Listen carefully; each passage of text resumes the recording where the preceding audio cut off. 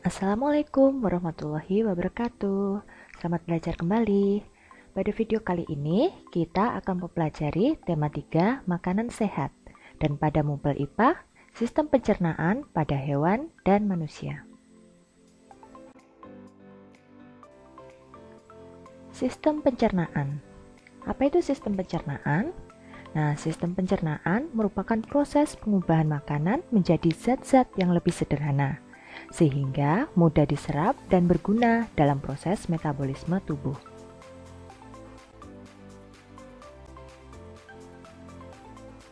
Sistem pencernaan yang pertama adalah sistem pencernaan pada Avertebrata. Avertebrata itu merupakan hewan yang tidak memiliki tulang belakang. Nah, organ pencernaan yang dimiliki ini sangat sederhana, yang dilakukan secara intrasel. Contohnya apa saja Avertebrata itu? Ada ubur-ubur, cumi-cumi, dan juga siput.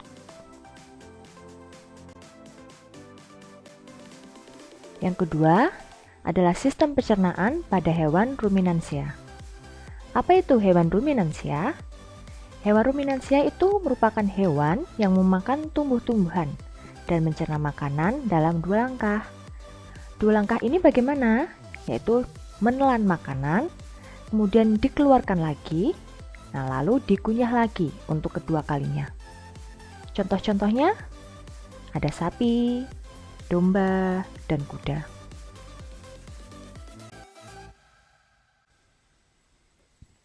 Organ pencernaan hewan ruminansia antara lain ada rongga mulut dan juga lambung.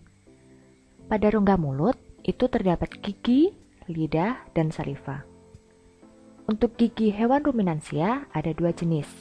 Ada gigi seri yang mana untuk memotong makanan dan juga gigi geraham yang mana untuk mengunyah makanan sebelum ditelan.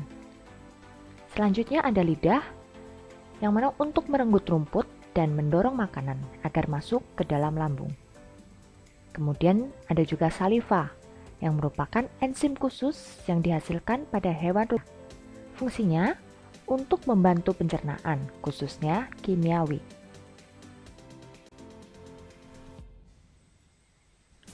Organ pencernaan hewan ruminansia yang selanjutnya adalah lambung, yang mana memiliki peranan penting.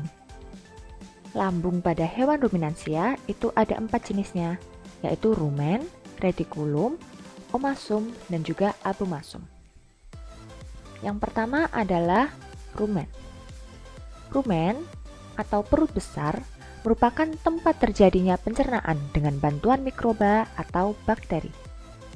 Pada saat beristirahat, hewan ruminansia akan memuntahkan kembali makanan yang telah dikunyah, lalu dikunyah untuk yang kedua kalinya.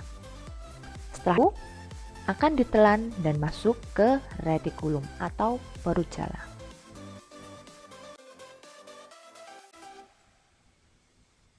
Retikulum atau perut jala merupakan tempat terjadinya pencernaan makanan dengan proses fermentasi dengan bantuan bakteri anaerob dan juga protozoa.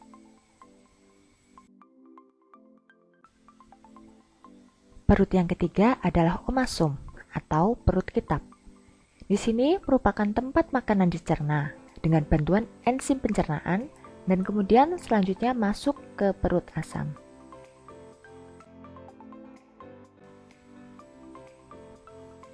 Perut yang terakhir merupakan abomasum atau perut asam. Perut ini juga disebut dengan lambung sebenarnya. Di sini, makanan dicerna dengan bantuan enzim pepsin, kemudian akan dilanjutkan masuk ke usus halus, lalu menuju usus besar, dan berakhir di anus.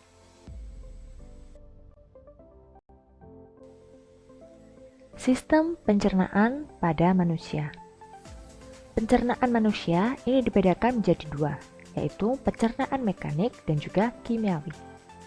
2 pencernaan ini terjadi pada organ rongga mulut dan juga lambung. Organ-organ pencernaan pada manusia itu ada rongga mulut, kerongkongan, lambung, usus halus, usus besar, dan juga anus. Yang pertama adalah rongga mulut. Di sini terjadi 2 jenis pencernaan, yaitu pencernaan mekanik dan pencernaan kimiawi. Pencernaan mekanik dibantu oleh gigi dan lidah, sedangkan pencernaan kimiawi dibantu oleh enzim ptyalin yang mana mengubah zat tepung menjadi gula. Gigi manusia itu ada 3 macam, gigi seri, gigi taring, dan gigi geraham. Gigi seri untuk memotong makanan, gigi taring untuk merobek makanan, dan gigi geraham untuk mengunyah atau menghaluskan makanan. Kemudian ada juga lidah. Fungsi lidah apa saja? Yang pertama, indera pengecap. Yang kedua, membantu mengatur letak makanan. Dan yang ketiga, membantu menelan makanan ke dalam lambung.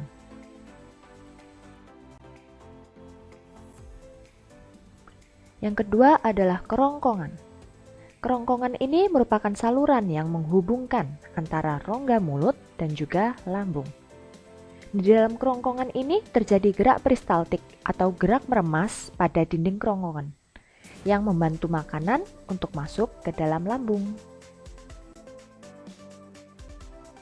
Organ selanjutnya adalah lambung untuk mengaduk makanan.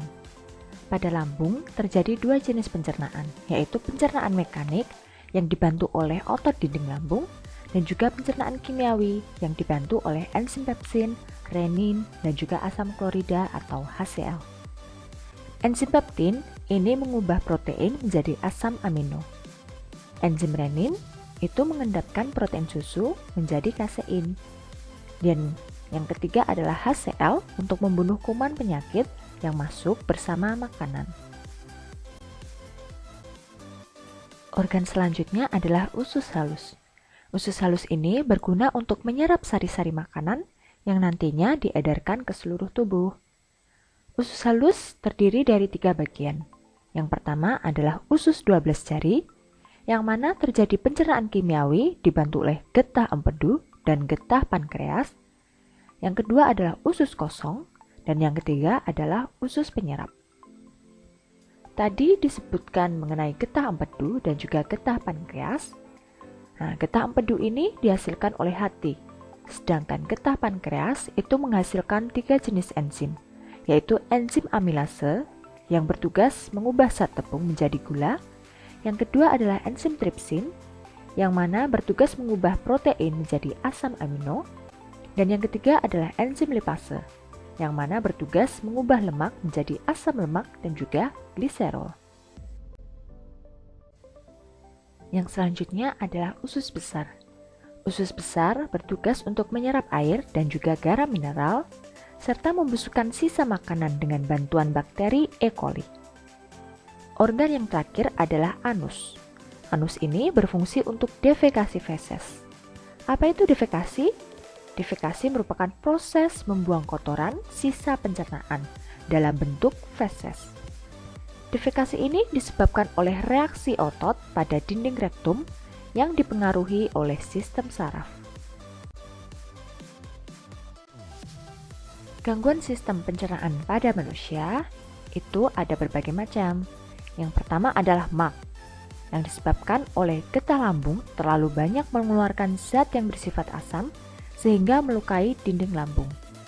Ciri-cirinya adalah perut kembung, rasa mual ingin muntah, dan juga perut terasa perih.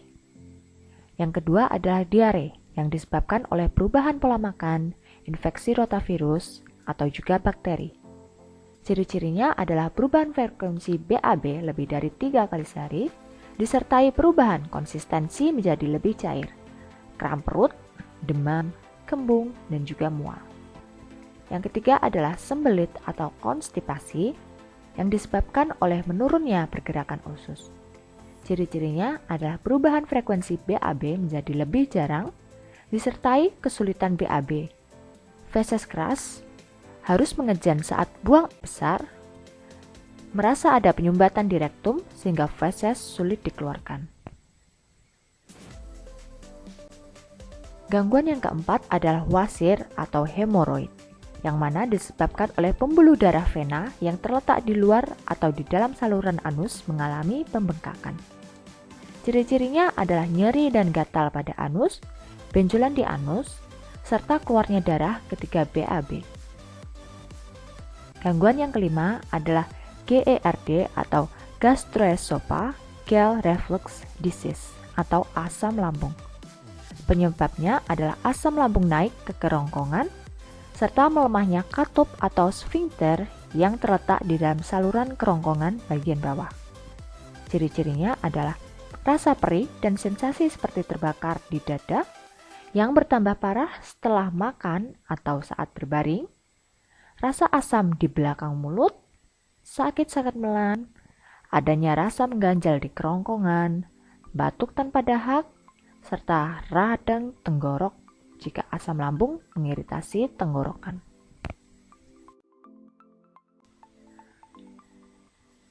Cara menjaga organ pencernaan itu ada 4. Yang pertama, makan makanan bergizi. Yang kedua, menghindari makanan yang mana terlalu pedas dan juga terlalu asam. Yang ketiga, jangan terlambat untuk makan. Yang keempat, makan makanan mengandung cukup serat. Sekian materi pada video kali ini. Semoga ilmunya bermanfaat. Terima kasih. Wassalamualaikum warahmatullahi wabarakatuh.